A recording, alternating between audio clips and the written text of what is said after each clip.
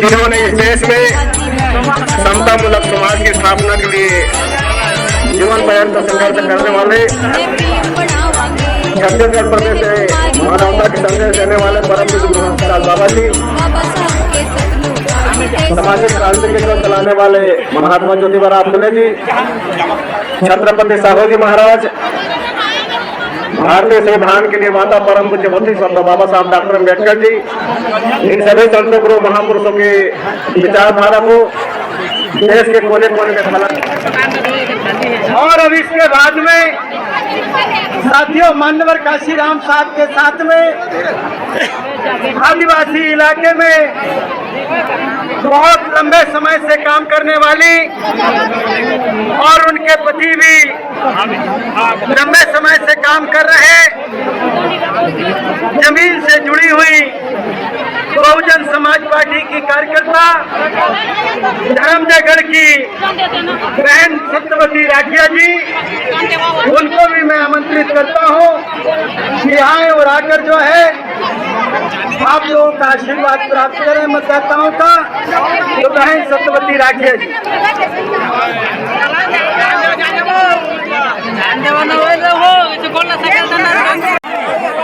जहां मानव साहब काशीराम साहब ने आदिवासी मेला लगाया था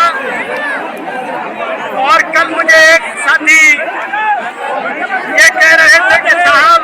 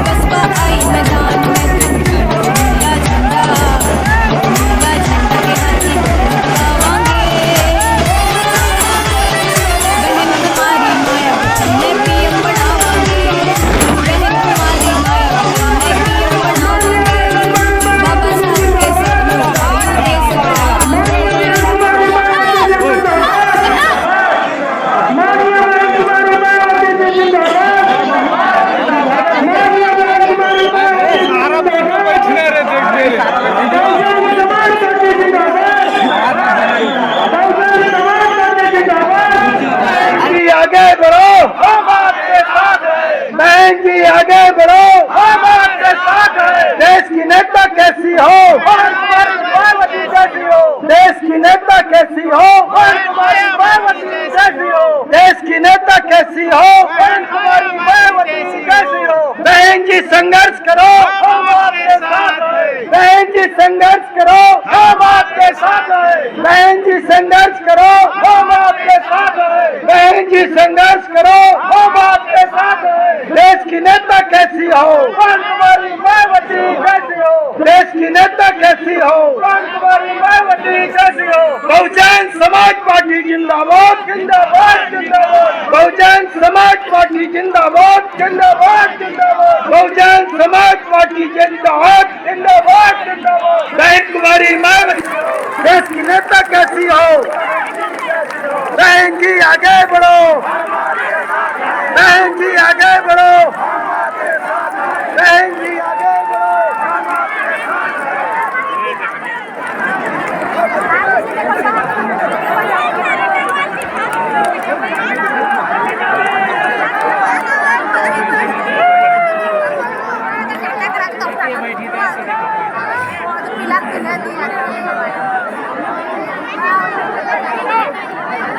अब मैं चाहूँगा कि आगे का मंच है हमारे राज्यसभा सांसद जी रामजी गौतम जी इसको संचालित करें। सांसद बहुजन समाज पार्टी की राष्ट्रीय अध्यक्ष, उत्तर प्रदेश जैसे बड़े सूबे की 4 बार मुख्यमंत्री रही, वह पूर्व सांसद आदरणीय बहन जी आज आसौद के इस मैदान में बहुजन समाज पार्टी एवं गोंडवाना गठबंधन पार्टी के प्रत्याशी श्री केशव चंद्रा, श्रीमती इंदू बंजारे, श्री श्याम टंडन जी, श्री लाल साहब मूटे जी, श्री राधेश्याम सूर्यवंशी जी, श्री विनोद शर्मा जी, श्री नारायण रत्नाकर जी, श्री इनोसेंट कुजूर जी, श्रीमती सत्यवती राधिया जी, श्री जनारायण किशोर जी, श्री सुफल साहू जी, श्रीमती पुष्पिता टंडन जी, श्री जितेंद्र कुमार चौहान जी एवं श्री अजय रात्रे जी आदि के समर्थन में चुनावी जनसभा को संबोधित करने को आगमन हुआ है। आप सभी से विनम्र अनुरोध है कि आदरणीय बहन जी का तालियों की ध्वनि से स्वागत व अभिनंदन करेंगे।